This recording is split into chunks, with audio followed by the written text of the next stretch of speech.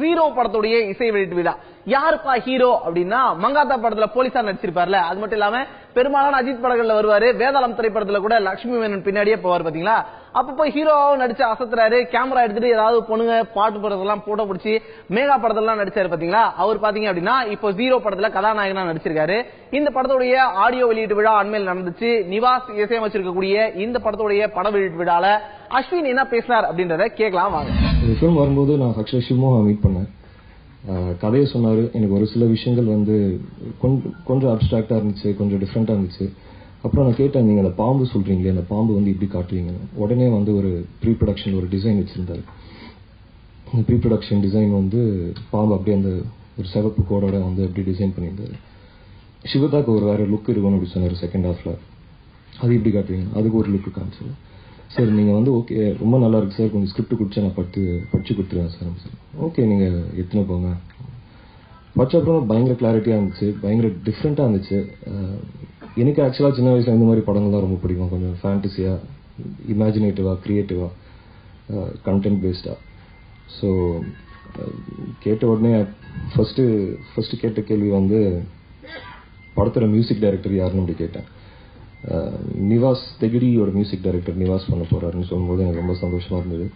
தெகிடி அப்போதான் ரிலீஸ் ஆயிடுச்சு அந்த டைம்ல. அண்ட் அதுக்குள்ளேயே ஒரு பயங்கர ஃபேன் ஃபாலோவிங், ஒரு ரொம்ப சென்ஸான ஒரு மியூசிக் டைரக்டர். தெகிடியோட ஆர்ஆர் பாடல்கள் இந்த படத்துல வந்து சொல்லணும்னா I think he's given his best.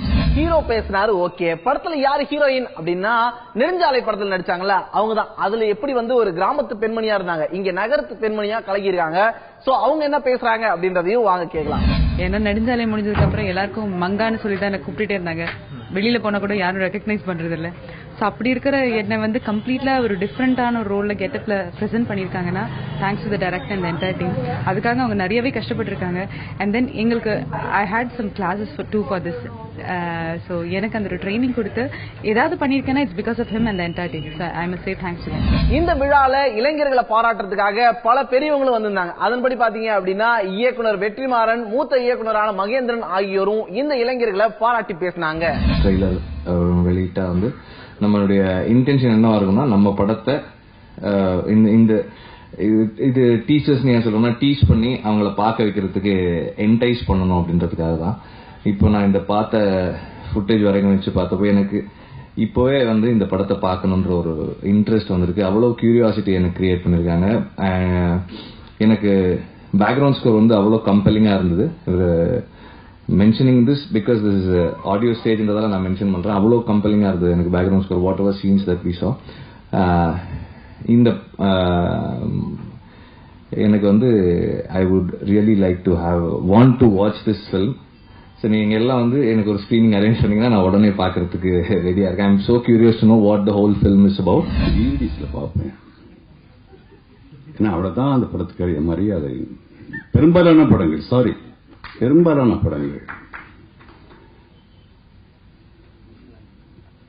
ஆனால் விசாரணை மாதிரி சில நல்ல படங்களை எப்போ தியேட்டருக்கு போய் ஆரம்பரை உட்காந்து பார்த்து என்ஜாய் பண்ணணும்னு நினைப்பேன்.